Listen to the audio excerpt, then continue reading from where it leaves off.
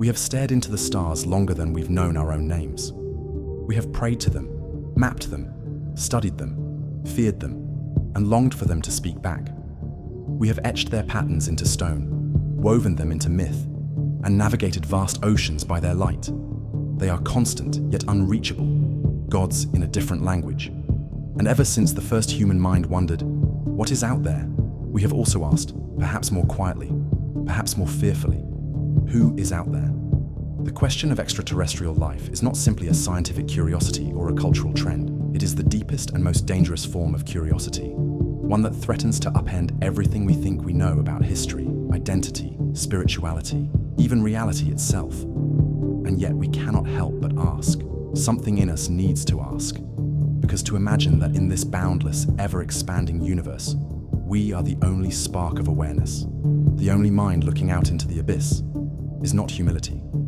It is hubris. Aliens, extraterrestrials, visitors, others, are not just characters in science fiction. They are reflections of our greatest hopes, our worst fears, and our deepest questions. Whether they are real in flesh and craft, or only in symbol and subconscious, they have shaped human civilization from its earliest whispers to its most advanced theories. This exploration is not a simple catalogue of sightings and stories. It is a journey, one that begins in the dark soil of ancient memory and stretches toward the distant, glittering edges of what may be. We will follow the trail of these others through petroglyphs and pyramids, through classified documents and unexplainable encounters, through abduction tales and quantum theories, through cultural archetypes and modern disclosure. We will explore not only what they might be, but what we become in imagining them. This is not entertainment. This is mythology, psychology, anthropology, cosmology. It is everything we are, reflected in the mirror of the alien. Let us begin. Before the word alien was ever whispered, before telescopes or spacecraft or science fiction paperbacks lined bookstore shelves, the idea of others from above was already encoded in the oldest records of human civilization. In the lands of Sumer, what we now call Iraq, there exist clay tablets older than the Bible, etched with tales of beings called the Anunnaki, said to descend from the heavens to shape and rule over mankind. These gods were not abstract forces of nature, nor were they metaphorical personifications of morality. They were described as tangible physical presences, beings with names, hierarchies, purposes, and the power to descend to Earth in what were often referred to as celestial boats. These accounts are often dismissed by modern scholars as poetic allegory, but that dismissal itself rests on the unspoken assumption that ancient peoples were incapable of distinguishing metaphor from memory, that the moment their eyes turned to the sky, they could not have possibly recorded what they saw, only what they imagined. But look deeper. This pattern is global. In ancient Egypt, the gods who arrived were always associated with stars. Sirius, Orion, the constellation of the bull. Thoth, god of writing and science, is said to have brought knowledge from the moon. Osiris, who ruled the underworld and gifted civilization, was linked with Orion. The pharaohs did not simply claim divine right, they claimed divine origin, tracing their bloodlines back to skyborn deities. In the Indian Vedic texts, among the oldest religious documents still in use, we read of Vimanas, flying vehicles used by gods and heroes, described not as glowing clouds or thunderbirds, but as mechanical constructs with gears, compartments, weapons, and pilots. The Mahabharata and Ramayana speak of aerial battles that resemble dogfights, complete with descriptions of beams, explosions, and scorched earth. The ancient Maya and Aztecs carved images of feathered serpents descending from the sky. The Nazca lines, colossal geoglyphs carved into the Peruvian desert floor, form perfect aerial images of birds, monkeys, and complex geometric shapes. These can only be seen in their entirety from hundreds of feet above, yet they were created by a civilization with no known flying technology. In the mountains of Japan, the dog figurines, dating back over 7,000 years, display humanoid figures with large eyes, helmets, and mechanical-looking details. The Hopi of North America speak of the ant people, pale beings who came from underground during times of global catastrophe. In West Africa, the Dogon people have long spoken of the Nomo, amphibious beings who descended from Sirius, and curiously, they possessed knowledge of Sirius B, an invisible star, centuries before modern telescopes confirmed it. The question, then, is not whether these ancient peoples believed in gods who descended from the stars.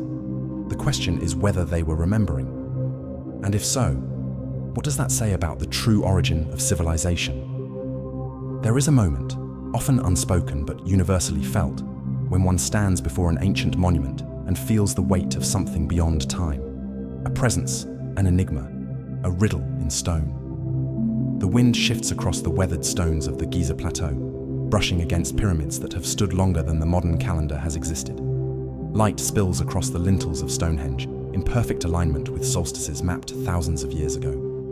Rain hisses across the stepped temples of Teotihuacan, aligned with the movements of Venus and Mars. And somewhere deep within the Andes, the bones of Pumapunku still rest, jagged, laser-sharp, etched with geometries that modern masons have yet to replicate. These are not ruins, these are messages. Messages that speak not through language, but through engineering so precise, so unfathomable, that it challenges our understanding not only of human history, but of who or what authored it. Let us begin with one of the most enduring mysteries, the Great Pyramid of Giza. Constructed around 2560 BCE and attributed to Pharaoh Khufu, the Great Pyramid is aligned to true north with such uncanny precision that modern builders using satellites and GPS would struggle to replicate it. Its base is almost a perfect square, with a margin of error less than 1 degree.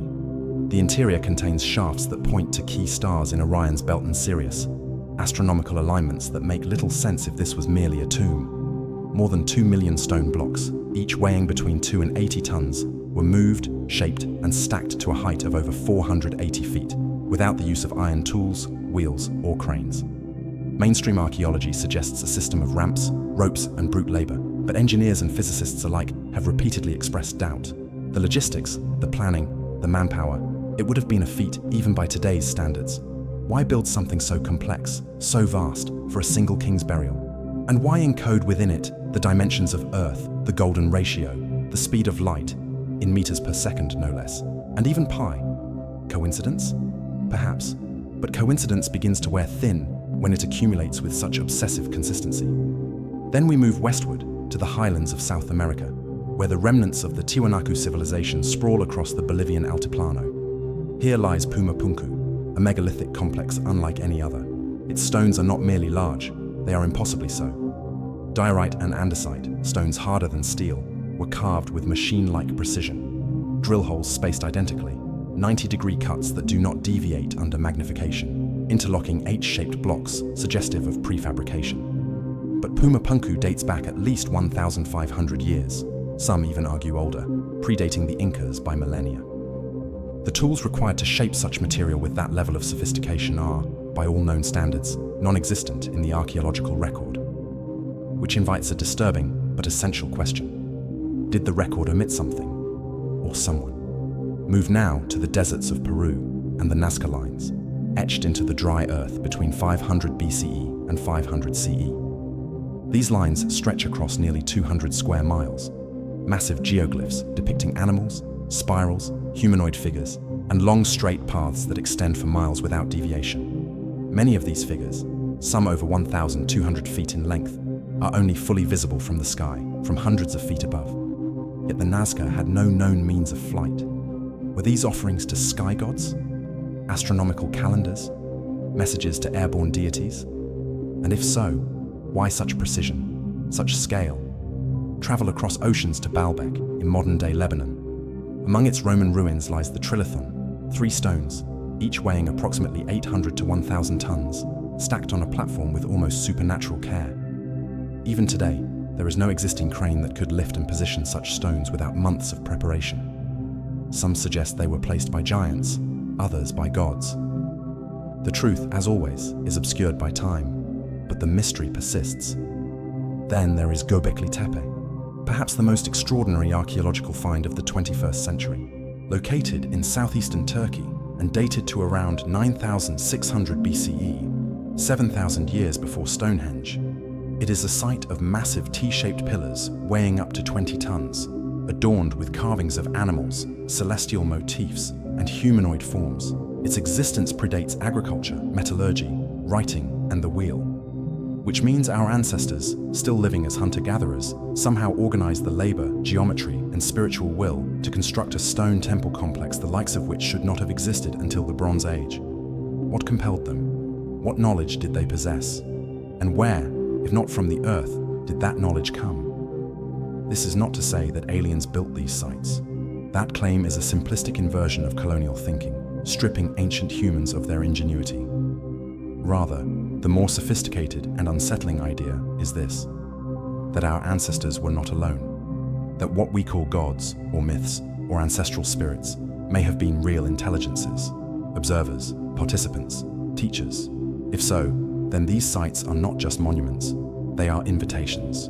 And what they invite us to ask is this: what else have we forgotten? For a species so entranced by sight and sound, it is remarkable how much of our past is shaped not by what we saw or heard, but by what we chose to write down. Words endure where memory decays. And in the preserved echoes of ancient manuscripts, stone etchings, oral traditions, and encoded scrolls, we find not only the records of kings and wars, but of visitors, unearthly, glowing, winged, descending, teaching, taking, and disappearing. We begin, as many scholars do, with the Book of Enoch, a text long excluded from the canonical Bible, deemed apocryphal, perhaps because it spoke too directly, too vividly, of things we were not meant to understand.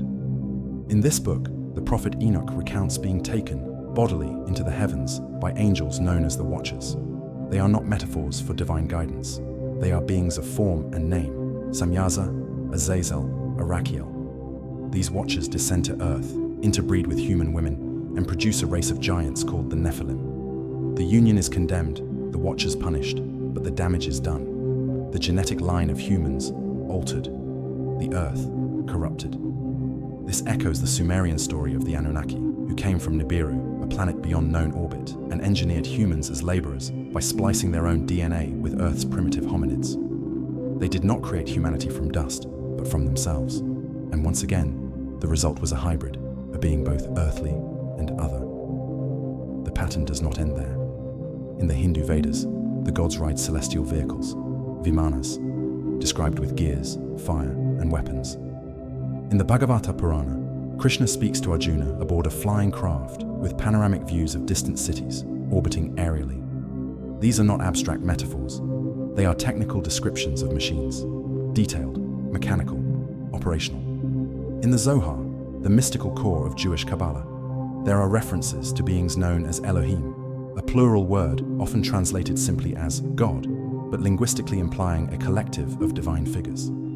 These Elohim create man in our image, after our likeness. Later, in Genesis, we are told that the sons of God saw the daughters of men and took them for wives, an almost direct repetition of the Enochian tale. And what of the Ark of the Covenant?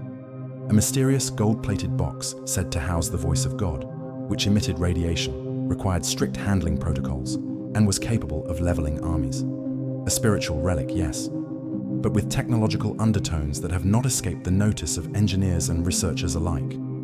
Even in the Christian New Testament, we encounter the inexplicable, the transfiguration of Christ, a luminous transformation on a mountaintop, witnessed by disciples who see him bathed in light and flanked by two radiant beings, or the Ascension, in which Christ is taken up into the sky in a cloud, evoking perhaps not a vaporous mist, but a vessel. And what of the Ark of the Covenant?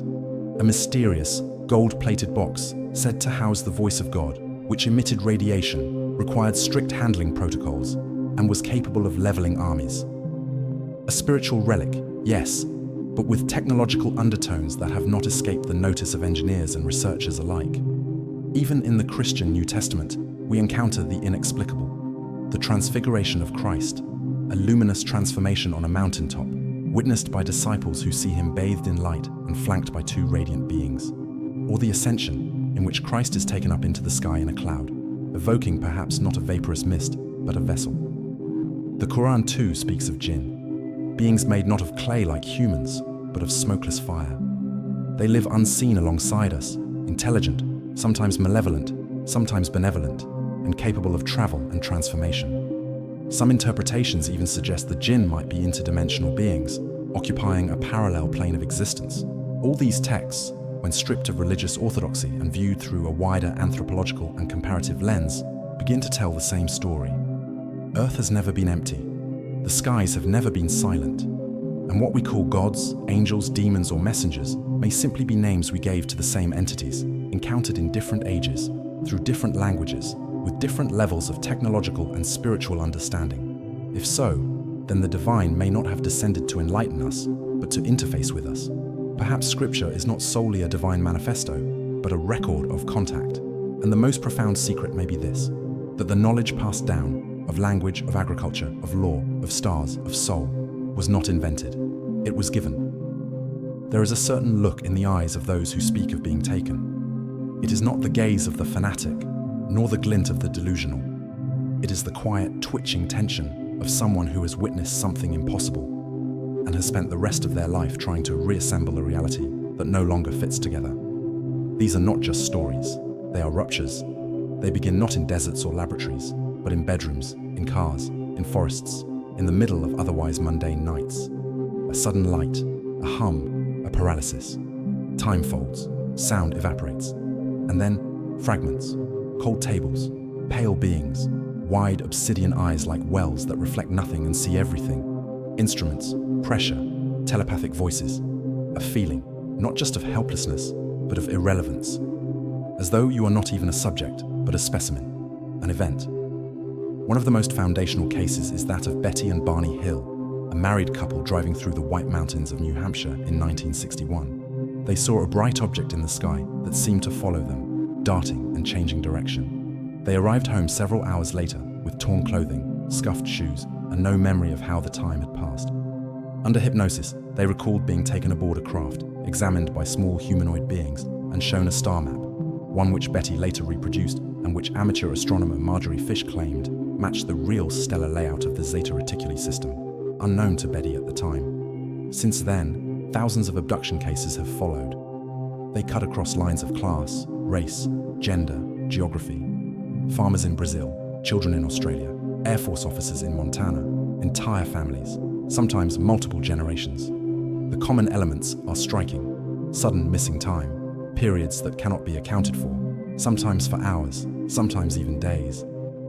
Physical symptoms: bruises in geometric shapes, surgical scars with no memory of procedures, implanted objects discovered beneath the skin. Emotional fallout, recurring dreams, PTSD-like symptoms, hypervigilance, depression, or in some cases, transcendent joy and a feeling of having been chosen. The presence of a particular archetype, commonly known as the Greys, short, thin, with large bald heads, slanted black eyes, long fingers, and an eerie absence of facial expression or emotional affect.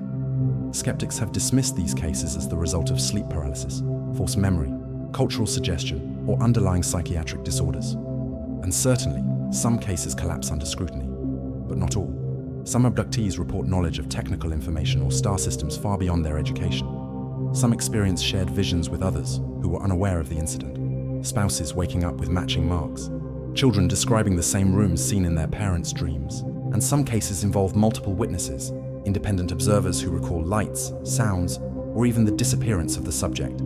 These do not fit neatly into psychological models. But perhaps the most disturbing feature of abduction phenomena is that it is not always traumatic. Many abductees report a strange reverence, a belief that they were shown something important, that the beings were neither cruel nor kind, but clinical, curious. Some speak of hybrid children, offspring glimpsed in glass tubes or held briefly in sterile rooms, neither fully human nor fully alien. The experience leaves them hollow and transfixed, grieving for something they cannot name. What are we to make of this? One theory is screen memory, that abductees are given false images to mask the trauma, explaining the presence of owls, deer, or large-eyed figures that later unravel under hypnosis. Another is the interdimensional hypothesis, that these are not beings from another planet, but another layer of existence entirely, accessed through altered consciousness, electromagnetic fluctuations, or quantum fields. Still others propose psychosocial control systems, that some intelligence, alien or otherwise, is using abductions as psychological interventions to trigger evolutionary leaps in consciousness. That contact is not about data, but transformation. And of course, there is the darkest theory, harvesting, that we are being studied, modified, or used. That these are not first contacts, but continuing programs. That what we consider alien is not new, but ancient, patient, and silent. The governments of the world have remained, officially, skeptical. But leaked documents from various sources, such as the infamous MJ12 papers or or testimonies from intelligence insiders suggest otherwise. There have been mentions of recovered craft, biological entities, and ongoing interaction with non-human intelligences. If true, then abduction phenomena is not isolated. It is systemic, and that should terrify us. But it should also compel us to look harder, listen deeper, and ask, what happens to a species when it realizes it is no longer alone in its own skin? There was a time, not long ago, when the phrase UFO would elicit only smirks, flying saucers, tinfoil hats, blurry photos, and shaky camcorders. To speak of them was to risk your reputation. To believe in them was to invite exile from polite intellectual circles. And yet, they kept appearing. Fleeting shadows over cornfields, metallic discs hovering above highways, glowing triangles gliding silently above military bases, lights that defied physics, craft that vanished on radar, pilots who saw too much. Over time, the volume of reports became impossible to ignore, not because they were fantastical, but because they were consistent. In the modern age, the evidence began to evolve. No longer limited to anecdotal stories, the sightings came now with radar data, infrared video, and testimonies from trained observers, military pilots, air traffic controllers, astronauts.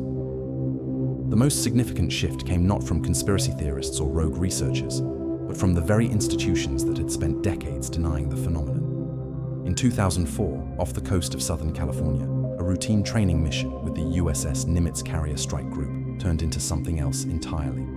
Commander David Fravor and Lieutenant Commander Jim Slate were dispatched to investigate an unidentified radar anomaly.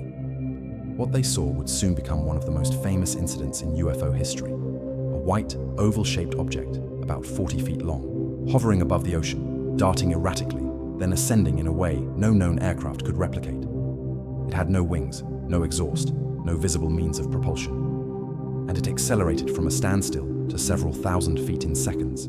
The incident was captured on FLIR, forward-looking infrared video, and radar logs confirmed the object's speed and trajectory. It would later be referred to as the Tic Tac UFO. Similar events followed. In 2014 and 2015, Navy pilots operating off the East Coast repeatedly encountered objects they described as cubes inside transparent spheres, performing aerial maneuvers that defied inertia and threatened flight safety. Some sightings occurred daily for months. These objects appeared at 30,000 feet, then plunged to sea level in under a second, hovered, and vanished. For years, these videos remained in the shadows, passed around, dismissed, quietly investigated. But then, in 2017, the New York Times published a groundbreaking article. Glowing Auras and Black Money, the Pentagon's mysterious UFO program. The article revealed the existence of a secret Department of Defense project, AATIP, Advanced Aerospace Threat Identification Program. Led by military intelligence official Luis Elizondo, ATIP had been quietly studying these phenomena for years, collecting videos, analyzing flight data, interviewing pilots. Its existence was confirmed. Its funding was real. The footage it uncovered, the gimbal, go fast, and tic-tac videos, was authentic. And the Pentagon itself eventually confirmed that the objects in these videos were unidentified. Something had shifted. Suddenly, UFOs, now rebranded as UAPs, unidentified aerial phenomena, were no longer fringe. They were a matter of national security. Congress began to hold hearings. Intelligence agencies were asked for briefings. Even former presidents and CIA directors began speaking openly.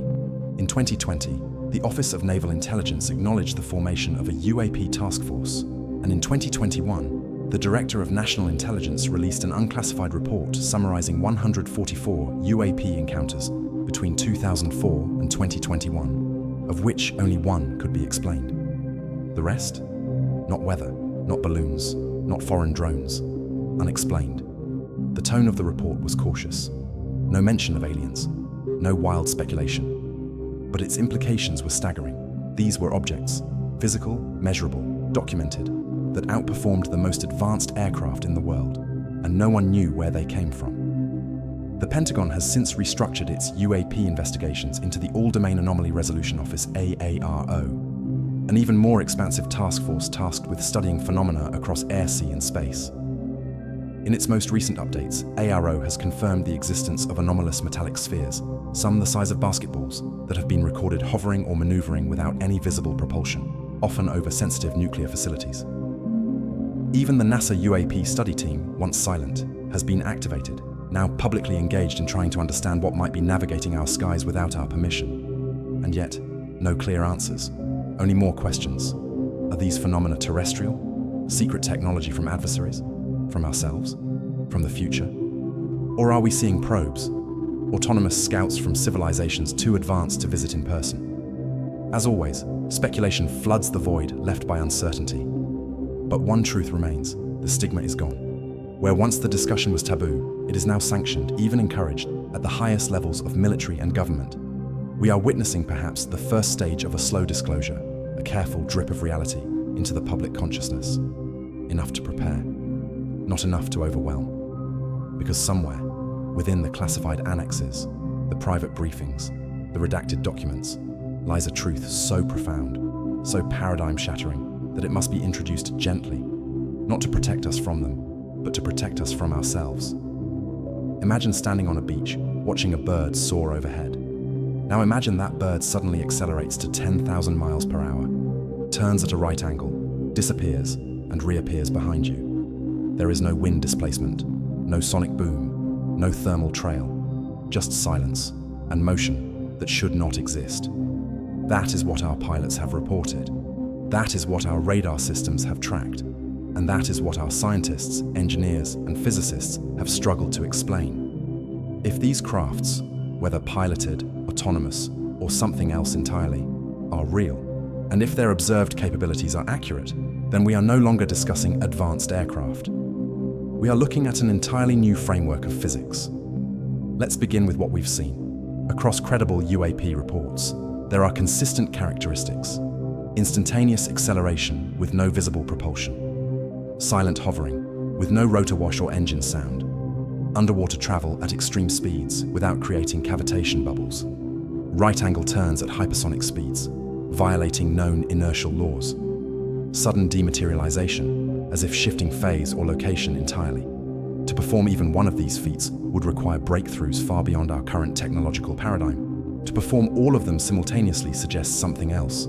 Either these are machines built by a post-Einsteinian intelligence, or we are deeply misunderstanding reality itself. Enter theoretical physics. In 1994, Mexican physicist Miguel Alcubierre proposed a theoretical model now famously known as the Alcubierre warp drive. Based on Einstein's field equations, it suggested that faster-than-light travel might be possible not by moving through space, but by bending it. A spacecraft would remain stationary inside a warp bubble, while the space in front of it contracts and the space behind expands. The ship itself never exceeds the speed of light, so relativity remains unbroken, but distance is folded. This is not science fiction, it's math, and it holds up. The issue? It requires a substance known as negative energy, which has not yet been created or manipulated in sufficient quantity. But Casimir effects and quantum field theories suggest it may exist, at least in principle. Then there are wormholes, bridges between distant points in space-time. Theoretical models support them. Some physicists believe naturally occurring micro-wormholes could be stabilized by advanced technology. If so, a ship wouldn't fly across the cosmos, it would step. But even without exotic geometries, other hypotheses abound. Inertial dampening, a concept often used in science fiction, would be necessary to prevent occupants from being liquefied during high-speed turns. This would require the manipulation of mass or gravitational fields, suggesting an understanding of field propulsion rather than combustion or thrust. Electromagnetic gravitics, once proposed by the likes of T. Townsend Brown, suggests that by manipulating electrogravitational fields, craft could fall forward continuously, effectively bypassing drag and inertia. This would account for the UAP's apparent ability to hover without wings and move with zero displacement. More radical still are theories that these craft are not using propulsion at all, but rather altering their position through dimensional shifting. Think less moving through space and more repositioning themselves within space. A particle or craft might phase into a different vibrational state, becoming momentarily non-local before reappearing elsewhere. And then there is time. If Einstein was correct, and time and space are part of a single fabric, then to warp one is to warp the other. Some UAPs appear to exhibit temporal distortion, moments of time loss, temporal acceleration, or what witnesses describe as reality skipping. If they have access to time manipulation, then space travel becomes less a matter of speed and more a matter of sequence. All of this may sound like fantasy, but the equations exist. The math permits it. The limitations are not theoretical, they are engineering. And if another civilization had 1,000,000 years to solve those problems, while we've had barely 100 years of powered flight, what might they have achieved? Even more disturbingly, what if what we're seeing isn't hardware in the conventional sense? What if these are biomechanical constructs or conscious technology, machines that respond to thought or are themselves alive? The line between pilot and vehicle may not exist. The greys, the orbs, the glowing craft, they may be different aspects of the same phenomenon. And if that's true, then the real barrier is not technological, it's cognitive. We are trying to understand quantum geometry with a Stone Age brain. We are dissecting gods with screwdrivers.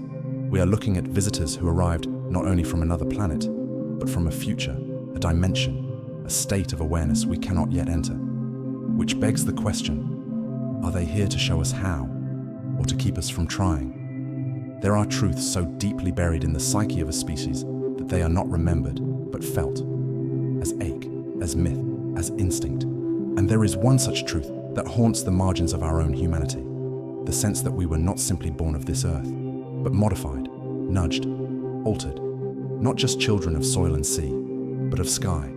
In religious texts, it is told in veiled language, the gods breathing life into clay, angels descending to take wives, bloodlines that are chosen. In the Book of Enoch, we read of the Watchers, beings who descended from the heavens and interbred with human women, creating a race of hybrids called the Nephilim, giants who were said to possess both the power of the stars and the fragility of the flesh. In the ancient Sumerian tablets, we find the Anunnaki, extraterrestrial beings who, dissatisfied with the labor of their own kind, engineered a worker race, humanity, by fusing their DNA with primitive Earth hominids. According to these myths, we were not created in the image of gods, but in the likeness of their intent. And in the accounts of modern abductees, those whose eyes have seen beyond the veil and paid the price, we hear the same theme again and again. They took something, eggs, sperm, fetuses, memories. They are shown children, hybrid children, with large eyes, pale skin, and delicate, empathetic minds. There is a sense of connection and grief. Why? Let us begin with what we know from biology. The human genome contains over 20,000 genes, but within it lie segments of DNA with no known function, and in some cases, no clear origin. Approximately 8% of the human genome is composed of endogenous retroviruses, fragments of viral DNA that entered our lineage millions of years ago. While most are inactive, some appear to regulate immune functions and even aspects of brain development. Mainstream science attributes these sequences to ancient viral infections. But others have speculated. What if they were inserted intentionally? What if the process was not one of accidental mutation, but of guided evolution? There is also the mystery of the chromosome fusion that differentiates humans from other primates. Humans have 46 chromosomes. Our closest relatives, the great apes, have 48. This discrepancy is due to a fusion of two ancestral chromosomes, an event that, while possible in nature, is exceedingly rare. What's more, the fusion site shows signs of telomeric and centromeric anomalies that some researchers argue are uncanny in structure, too precise, too symmetrical. Then there is the Rh factor, a protein found on red blood cells. Approximately 85% of the global population is Rh positive, meaning they carry the protein. The remaining 15%, who are Rh negative, present a biological paradox. Rh negative mothers often reject Rh positive fetuses as if they were foreign tissue, resulting in hemolytic disease of the newborn. This is unusual. It suggests incompatibility between subspecies. Where did the Rh negative trait originate? It cannot be traced to a common evolutionary pathway. Some have argued it may have arisen as an isolated mutation. Others suggest it was introduced, added. None of this is proof, of course, but neither is it random noise. It is pattern. It is resonance between ancient myth and modern data, between memory and molecule. And if the visitors have been here, not just in the skies but in the womb, then what are we? Are we the experiment, the offspring, the shadow of something greater? Or are we the next step? Some researchers, most notably Dr. David Jacobs, have proposed that the hybridization process is not ancient history, but current mission. That abductions are part of a long-term genetic program, that hybrids are being integrated, quietly, gradually, into human society. Not to replace us, but to merge with us, to create a species that is both, with the emotional depth of the human and the cognitive, telepathic, or energetic capacities of the other. In this theory, abductions are not violations, they are midwifery. And the abduction phenomena is not random, it is lineage-based. Passed from parent to child, bloodlines tracked, monitored, protected, or harvested. This too would explain why the phenomenon seems to target certain families, certain individuals, why it transcends culture and geography but not genetics. But if this is true, if our genome is not entirely our own, then what does it mean to be human? Are we the inheritors of a hidden legacy, the stewards of alien fire, or simply a vessel, preparing the way for something else? And perhaps the most uncomfortable question of all, would we even know it? If they were already here, close your eyes and picture one. A being from another world, not an abstract concept, but a face. What do you see? Most will imagine it immediately. Large black eyes, a smooth bulbous head, slender limbs, small mouth, grey skin. No ears, no hair, no expression. The grey. Why this image? Why this particular configuration, repeated across thousands of abduction reports, independent testimonies, artistic renderings, and dream encounters, across decades, cultures, and continents?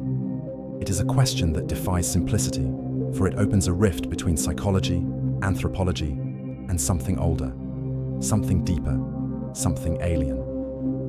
Let us begin with the archetype. Carl Jung, the Swiss psychoanalyst who pioneered the study of the collective unconscious, once referred to UFOs as technological angels, symbols not of advanced machinery, but of the modern soul. In his 1959 book, Flying Saucers, A Modern Myth of Things. Seen in the skies, he argued that flying discs were manifestations of the psyche's attempt to reconcile the conscious and unconscious mind, a sort of cosmic mandala, reflecting unity in the chaos of the atomic age. Could it be that the form of the alien is likewise a symbol, not a literal organism, but a psychic projection, a mask adopted by whatever intelligence lies behind the veil, tailored to the expectations or fears of the human observer? The grey, after all, is not grotesque. It is minimal, childlike, androgynous, devoid of secondary sex characteristics, devoid of language. It is not hostile, but it is indifferent, cold, scientific, clinical, just human enough to be unnerving, just alien enough to be inscrutable. This form does not terrify through aggression, but through detachment. And perhaps that is what we fear most, that the visitor is not malicious, but uncaring. That we are not a threat, or a resource, or a partner, but an object of study, like ants under glass. But the grey is not the only shape they wear. There are the Nordics, tall, glowing, benevolent beings with flowing hair and bright blue eyes. Their messages are often of peace, ecology, universal harmony. They resemble the angels of Western mythology, idealized, beautiful, vaguely European. But they are rare. Some suggest they are projections, used to calm or deceive. There are the reptilians, green or brown, scaled, muscular, often described as aggressive or controlling. They appear frequently in conspiracy lore, often linked to shadow governments or elite bloodlines. Are they a reflection of primal fear, of the predator? Or are they, like all others, symbols encoded with meaning? There are the insectoids, mantis-like beings, tall and fragile, with luminous eyes and twitching limbs. They are often described as the most intelligent, the most telepathic, the most alien of all. Yet abductees frequently report feeling reverence in their presence, as though they are the surgeons, the elders, the overseers of something far larger than the individual event. And then there are the orbs, balls of light, shifting colors, moving with purpose. They appear in forests, over water, in bedrooms, sometimes before an abduction, sometimes after. They may be probes, they may be entities themselves, they may be the default state, and the other forms, the humanoids, the eyes, the faces, are nothing more than interfaces, clothing worn to communicate. For if you were something truly alien, with no fixed form, no mouth, no need for light, no understanding of carbon-based biology, how would you speak to a creature like us? You would appear in a form we could tolerate. You would become story. You would become archetype. But there's another possibility, one far stranger and far closer. What if they look like us? Not similar, not metaphorically, but exactly. What if they walk among us? This idea appears again and again, not just in fiction, but in mythology. The Greek gods, who disguised themselves as mortals to walk among the people. The angels in the book of Genesis who ate bread and gave warnings. The shining ones of Mesopotamian lore. The Tuatha De Danann of Celtic mythology, glowing, godlike, and interbreeding with humans before vanishing underground. And in abduction reports, we hear strange things. Beings who mimic human appearance perfectly, but lack emotional depth. People who later feel that a neighbor, lover, or even a stranger on the street was not quite right, not malicious, just other. Are these hallucinations? Or are they the result of something more complex? We must consider the screen memory hypothesis, a theory proposed by researchers like Bud Hopkins and David Jacobs. According to this idea, abductees often recall mundane figures, owls, deer, tall men in hats, only to later uncover, through hypnosis or trauma recovery, the true image hidden behind the projection. A 4-foot-tall grey, a mantis, a blinding orb, which means our perception is being manipulated consciously. And if they can alter how they appear, if they can choose what we see, then every image, every face, every form is suspect. And yet, the consistency remains. From Zimbabwe to Russia, from Japan to Canada, from children to military officers, to tribal elders, the image of the grey, the light, the eye, the hum, the silence, it persists. Which suggests that whatever these beings are, their form is not random, it is intentional. And if the form is a choice, then so is the message. They are not showing us who they are. They are showing us what we are ready to see. The most haunting question is not if they are real, or how they arrived, or even what they are. It is, why are they here?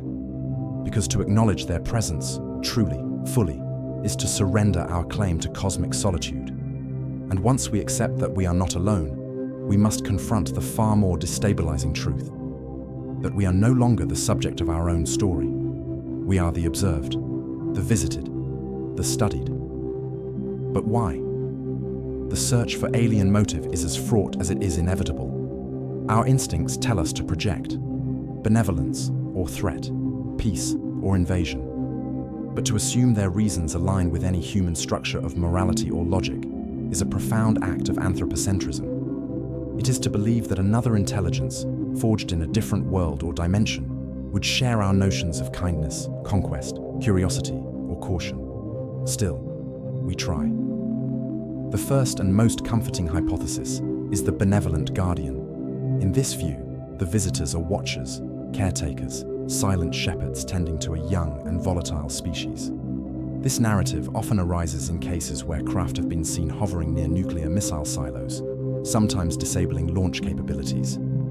The most famous of these occurred at Malmstrom Air Force Base in 1967, where multiple ICBMs reportedly went offline while strange lights hovered overhead, an event confirmed by former Air Force personnel under oath. Why would they do this?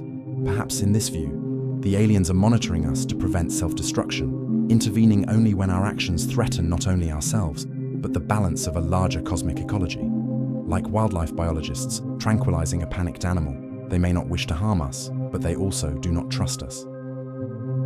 Another popular theory is the cosmic zoo hypothesis. Here, Earth is a contained ecosystem, like a preserve or petri dish. The visitors do not interfere, not because they respect us, but because we are an experiment, observed but untouched. Our wars, art, politics, and evolution are of interest only so long as we remain authentic. Any contact is minimal, clinical, regulated. In this model, abductions are not crimes. They are data collection. Our emotions, fear, awe, confusion are irrelevant. We are not participants in a conversation. We are subjects in a long-term study. Then there is the darker theory of the harvest. Here, the alien presence is not passive, it is parasitic. They take, they extract, they alter. Theories range from the collection of genetic material, to the harnessing of consciousness, to the exploitation of biochemical energy produced by fear, sex, or emotional intensity. In this vision, humanity is not unique. We are simply one of many species encountered and used. A farm, a mine, a hive. This interpretation is supported by the repetition of trauma in abduction cases, surgical procedures, reproductive manipulation, emotional detachment. There is a sense, described by many experiencers, that consent does not apply, that something older, colder, and more advanced has claimed dominion over us without war, without weapons, without our awareness. A more speculative theory is the communion model, proposed by authors like Whitley Strieber, who sees alien contact as a kind of spiritual initiation. In this view, the alien presence is neither good nor evil, but transformative. It confronts the human mind with experiences so beyond comprehension that the psyche is forced to evolve, cracking, rebuilding, expanding. Abductions become initiations. The craft becomes a chrysalis. The alien gaze becomes a mirror, forcing us to see our own consciousness from the outside. Then there is the multidimensional perspective, which suggests that the visitors are not from distant planets, but from adjacent realities. If so, then their intent may have nothing to do with us or everything. They may be engaging in dimensional engineering, navigating the fabric of the multiverse in ways that produce ripples, and those ripples touch our world, creating events we interpret as contact. Finally, there is a possibility so foreign that we rarely say it aloud. What if there is no motive? What if their actions do not correspond to intent at all? We assume agency. But what if what we are witnessing is instinct, or programming, or natural law? A planetary intelligence passing through dimensions like weather. A cosmic intelligence executing its function like a star forms heat. In this case, abduction is not an attack. Observation is not curiosity. Contact is not invitation. It simply is. And our reactions, fear, wonder, confusion, are the result not of manipulation, but of collision. Two realities brushing against each other, with no more awareness of the other than waves meeting at sea. Perhaps they are scientists. Perhaps they are invaders. Perhaps they are ancestors. Or maybe they are none of these. Maybe they are gods. Not as we imagined them, but as they truly are. Indifferent, ancient, beautiful, terrifying, and entirely unconcerned with whether or not we understand. If they are here, and if we have seen them, then one question rises with a clarity that cuts through even the deepest wonder. Why haven't we been told? For decades, the official position of the world's most powerful governments was uniform and unwavering. Nothing is happening. That flying disc? A weather balloon? That radar anomaly? A glitch? That pilot testimony? Misidentification? That footage? A trick of light? That craft hovering silently, maneuvering at Mach speeds with no exhaust, no wings, and no known origin, swamp gas. And yet, behind the curtain of public denial, another world has unfolded, one in which secrets are currency, knowledge is weaponized, and silence is enforced not only through law, but through ridicule, disinformation, and fear. We begin, as always, with the moment everything changed. Roswell, 1947. An object crashed on a ranch in New Mexico. The military arrived quickly. The local press released a stunning headline: RAF captures flying saucer on ranch in Roswell region. The very next day, the story was retracted. The object, they said, was a weather balloon, but the spark had ignited. Witnesses, both civilian and military, spoke of strange debris, non-terrestrial materials, and bodies. The tale grew, warped, fragmented. Decades later, the US Air Force released a report claiming the incident had been part of Project Mogul, a secret program to detect Soviet nuclear tests.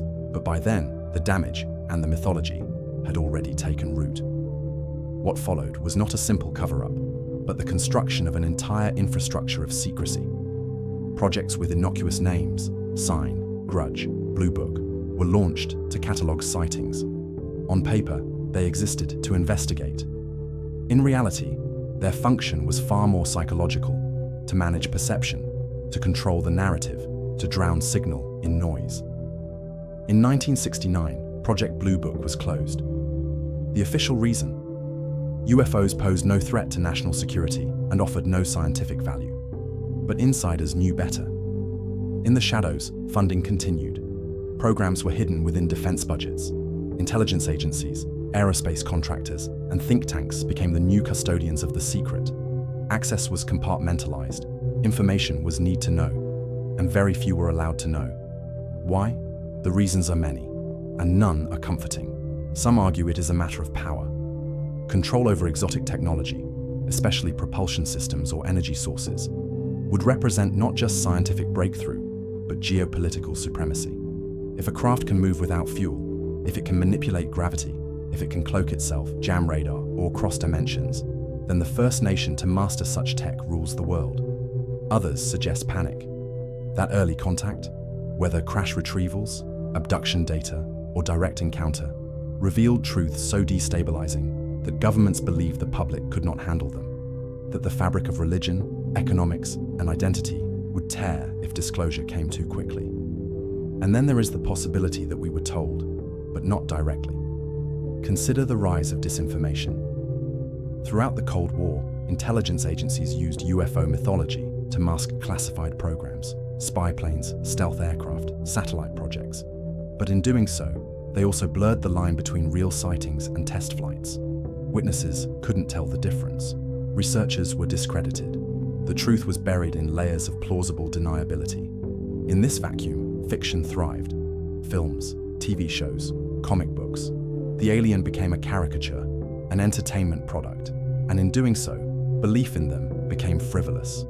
To say you saw a UFO was to risk not only mockery, but professional ruin. The ridicule was strategic, and yet, the whistleblowers came. From Bob Lazar, who claimed to have worked on reverse engineering alien craft near Area 51, to David Fravor, who chased the Tic Tac UFO in 2004, to Luis Elizondo, who ran the Advanced Aerospace Threat Identification Program, Pentagon's UAP program, to David Grush, a former intelligence official who testified under oath in 2023 that the US government had recovered non-human craft and biologics. The wall is cracking. Each testimony paints a picture not of chaos, but of an organized, deliberate, slow disclosure. A calibration of truth, carefully rationed, carefully timed. And perhaps the most telling sign is this. Congress is listening. Closed-door briefings, unclassified reports, oversight hearings, Space Force, NASA's own UAP panel. Even the language has shifted, from UFOs to UAPs, from fringe to formal. The change is not cosmetic, it is philosophical. They are preparing us, not for war, not for contact, but for context. Because buried within the classified vaults, hidden in the hands of aerospace defense firms, locked in silos of data, there may be more than just proof of craft. There may be proof of reality itself, rewritten. Technology that manipulates inertia, energy systems that defy thermodynamics, materials that phase through matter, biological samples that are not entirely human. And if such things exist, and if they are known, then secrecy is not just about aliens. It is about paradigm control, and the ones who control the paradigm shape the future. There is a place in Utah, a quiet stretch of arid basin called Skinwalker Ranch, where the laws of reality seem to twist and fold like heat mirages. There, cattle are found mutilated with surgical precision. Balls of light chase trucks across open fields. Time seems to slip. Radiation spikes without warning. And visitors, armed with sensors and logic, leave with bleeding noses, broken electronics, and the distinct impression that they were not merely watched, but studied. What is happening in places like this? What is the connection between orbs of light, disembodied voices, strange creatures, electromagnetic pulses, and the same crafts described by Navy pilots and abductees? Why do abduction victims report poltergeist activity in their homes before and after encounters? Why do witnesses of UFOs later experience precognitive dreams, shadow beings, and missing objects? Why are UFO sightings frequently clustered around ancient sites, sacred geometry, and locations long associated with spiritual phenomena? The lines between disciplines, ufology, parapsychology, cryptozoology, metaphysics, have always been artificial.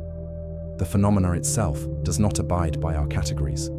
It flows through all of them. Jacques Vallée, perhaps the most respected voice in UFO research, has long argued that we are not witnessing space travelers in the traditional sense. Rather, he suggests, we are interacting with a control system, a paraphysical intelligence that shapes belief, initiates transformation, and manipulates human perception for reasons unknown. In his view, the same intelligence behind fairy lore, religious visions, demonic possession, and alien abduction may be one and the same, an entity or system that adapts its presentation to cultural context, psychological readiness, and narrative framing. Consider the ancient legends, Celtic tales of the Fae, who abduct children, alter time, and return them changed. Shamanic journeys in which the soul is taken, dissected, shown visions, and returned with new knowledge. Medieval accounts of succubi and incubi, who come in the night to extract seed or impregnate dreamers. The jinn of Islamic lore, made of smokeless fire, living unseen, capable of great good or great mischief, able to possess or guide. These beings were described before electricity, before satellites, before jet engines or atomic bombs.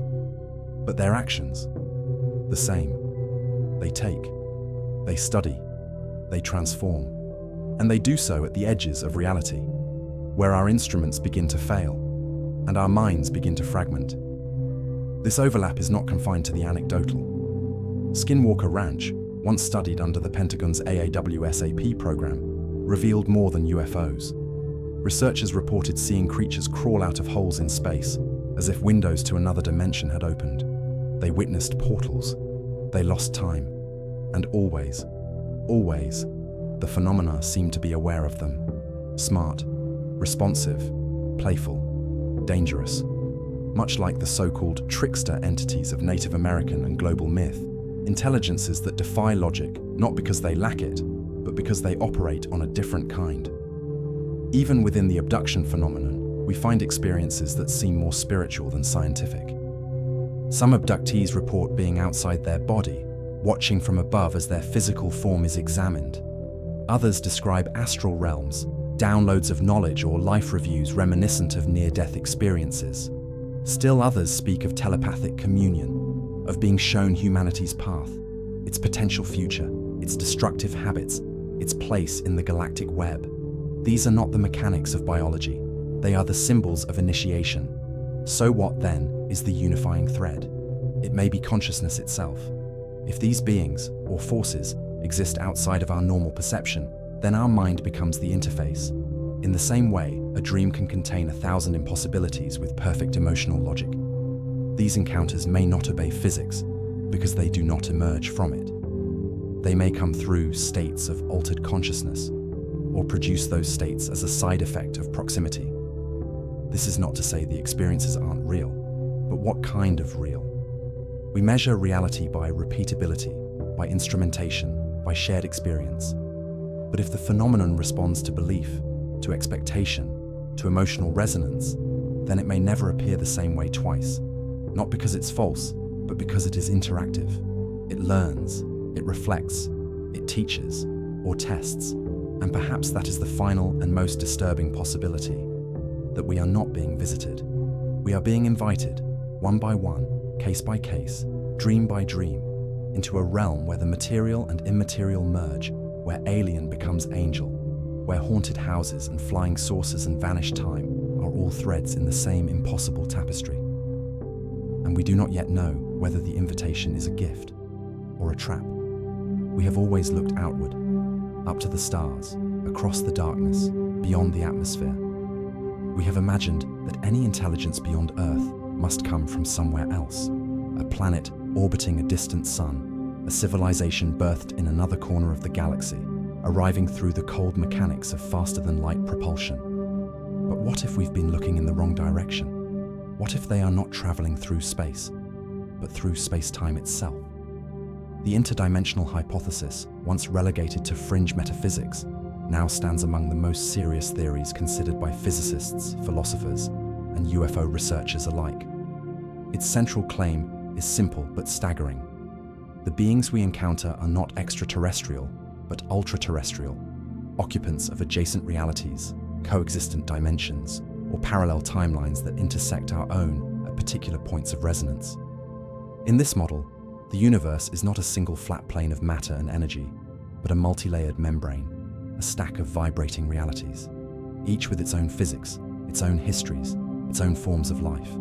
These layers may exist mere nanometers from our own, separated not by distance, but by frequency.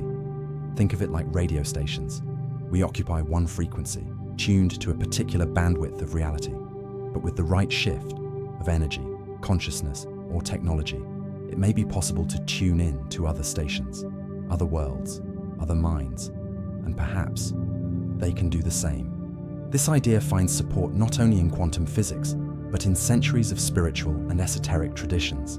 Shamans, mystics, monks, and seers have long described realms beyond the physical, a stratified cosmos of higher and lower dimensions, of spirits, gods, and intelligences that could pass between worlds during altered states of consciousness. Modern science, too, has begun to probe the edges. In string theory, the fabric of the universe consists of tiny vibrating strings, the harmonics of which determine the properties of particles. Some versions predict the existence of up to 11 spatial dimensions, far beyond the 3 we perceive. In M theory, our universe is a 3-dimensional brain floating in a higher dimensional bulk, one of many. These brains could collide, interact, or bleed into each other. Some physicists believe that gravity's comparative weakness is due to its ability to leak across dimensions, while electromagnetism and nuclear forces remain confined to ours. What if consciousness does the same?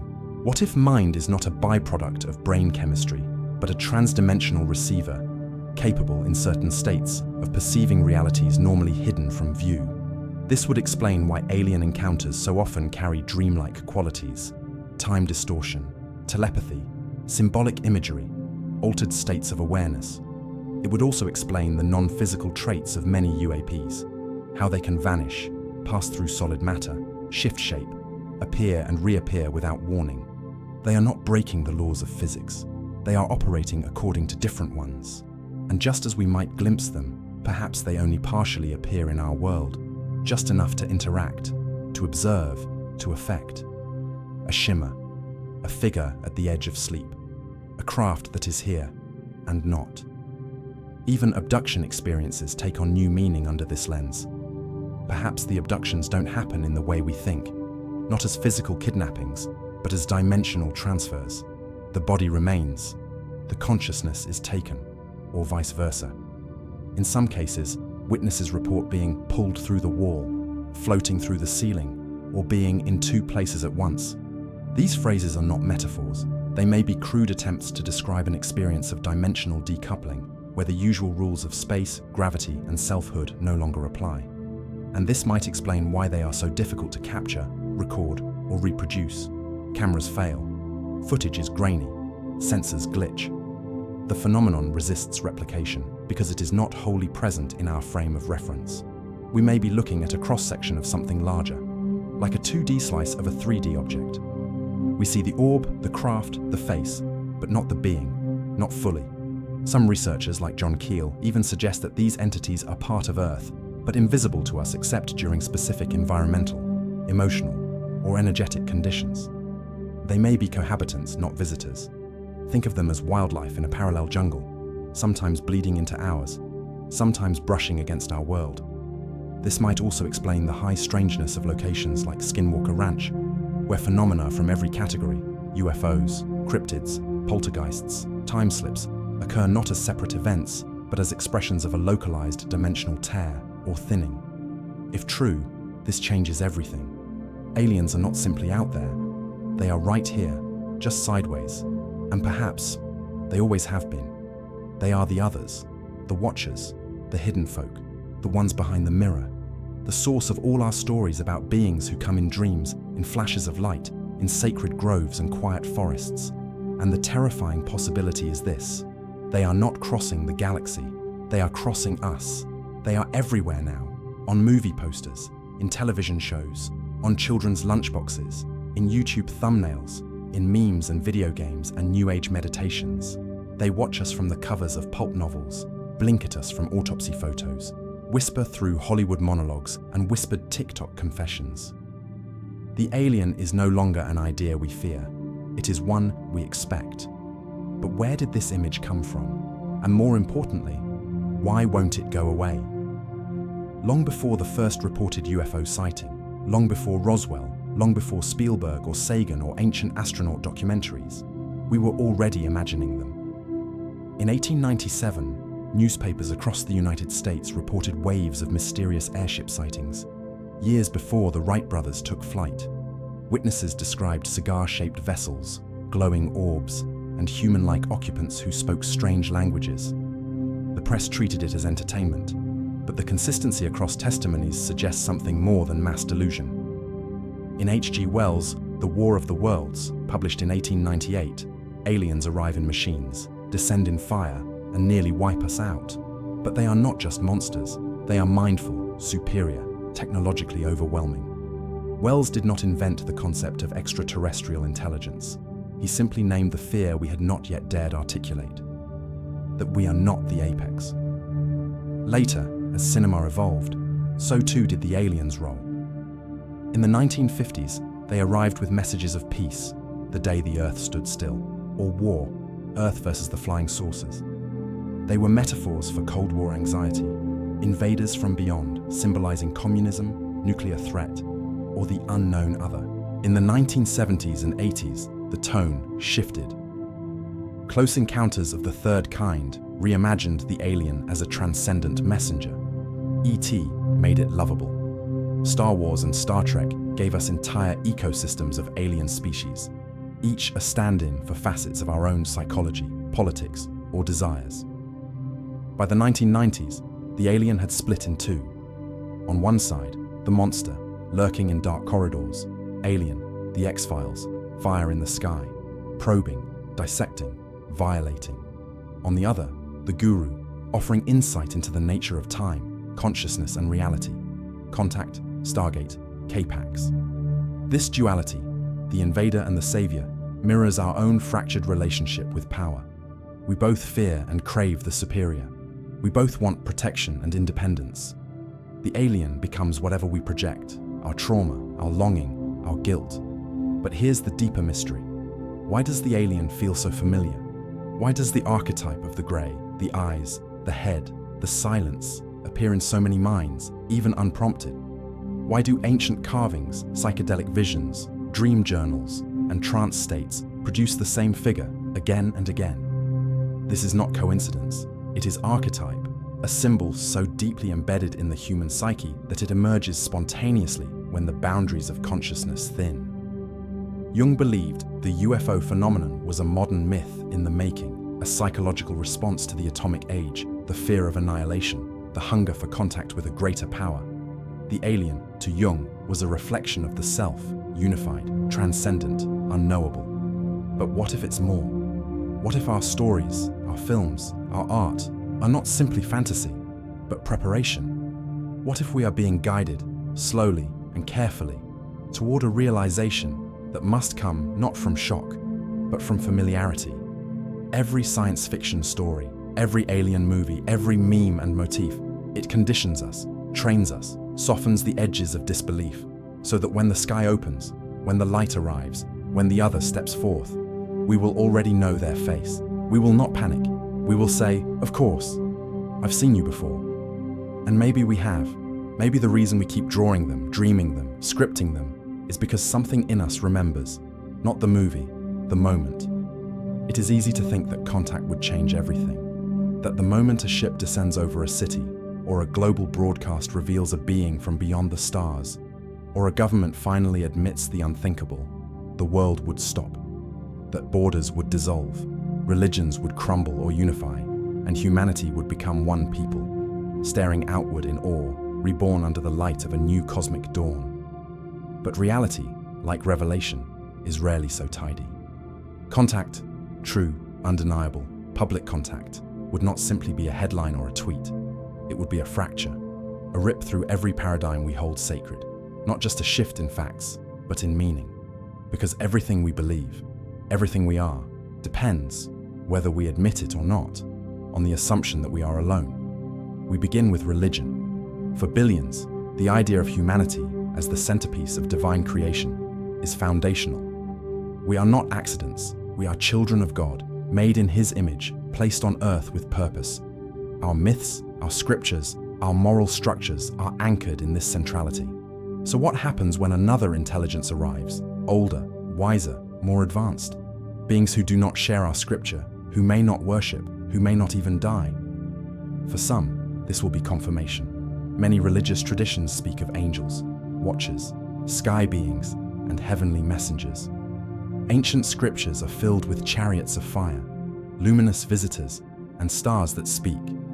For these believers, the alien is not a contradiction, it is a continuation. For others, it will be crisis. How can humanity be the image of God if others exist, perhaps more advanced, perhaps more powerful, perhaps closer to the source? Are we no longer chosen? Or were we never the center at all? The Vatican, to its credit, has already begun preparing. In 2008, Father José Gabriel Funes, the Vatican's chief astronomer, stated that belief in extraterrestrial life does not contradict faith. He compared aliens to other children of God, diverse expressions of divine creativity. But such acceptance is rare. In many parts of the world, contact would be seen as heretical, even demonic. The other would be feared not for its technology, but for its implications. And that fear could turn violent, against the visitors or against ourselves. Then there is science. One might think science would rejoice. After all, the search for extraterrestrial intelligence is one of its noblest pursuits. But disclosure would not affirm science. It would humble it, because in one instant, we would be forced to confront how much we do not know. A civilization capable of reaching us across space, time, or dimensions would possess physics far beyond our current models, energy sources we cannot generate, materials we cannot replicate, knowledge we cannot yet comprehend. Our greatest minds would suddenly find themselves students again, and not of theories, but of technologies operating in front of them, indifferent to our models. The scientific method thrives on repeatability, measurement, certainty. But the phenomenon, as we've seen, resists all three. And then comes the deepest rupture, identity. Who are we in a universe filled with others? Not the top of the food chain, not the wisest species, perhaps not even the most conscious. We would be like children discovering that the house they live in is just one room in a vast ancient structure, filled with halls and chambers and occupants who have walked its corridors long before we ever learned to build fires. This realization could spark unity or despair. We might finally set aside our petty wars, our false divisions, our tribal madness, and recognize ourselves as one species, Earthlings, brothers and sisters under the same sky. Or we might fracture further into fear, nationalism, apocalyptic cults, and resistance movements, because not everyone will see the alien as a marvel. Some will see it as a threat, as a god, as a devil, as an invader, as a mirror. And for many, that mirror will be too much. Because if they exist, and if they are here, then the greatest question becomes not, what are they? But what does that make us? If even a fraction of what's been reported is true, if the sightings, the encounters, the materials, the radar data, the missing time, the impossible craft, all of it, if any of that is real, then everything we thought we understood about the world is incomplete. The question is no longer whether we are alone, it's whether we've ever truly been in control of our own narrative. Because what we're seeing, what pilots have chased, what governments have buried, what witnesses describe again and again, is not just advanced, it's something else entirely. It moves differently, it thinks differently. It doesn't respond to our attempts at contact. It doesn't negotiate, explain, or announce itself. It just shows up, briefly, precisely, as if it's always known exactly where we are, what we're capable of, what we can handle, and it always leaves before we can fully understand what we're looking at. That's not curiosity, that's calibration. Whatever this is, it's been here long enough to know how to avoid us, long enough to manipulate our perceptions, interfere with our systems, and rewrite the rules of what's physically possible without triggering global panic. That's not an accident, that's strategy. We like to think that if we ever made contact, we'd rise to the occasion, that we'd be the explorers, the thinkers, the ones asking the questions. But what if we're not the ones asking anything? What if we're the ones being watched? And not just watched, but measured. Not just visited, but examined. Not just observed, but managed. We assume we're at the beginning of this story, but what if we're already deep in the middle of something we never started, don't fully understand, and may not be allowed to finish? Maybe the reason they haven't revealed themselves is simple. Maybe they don't need to, because they already have.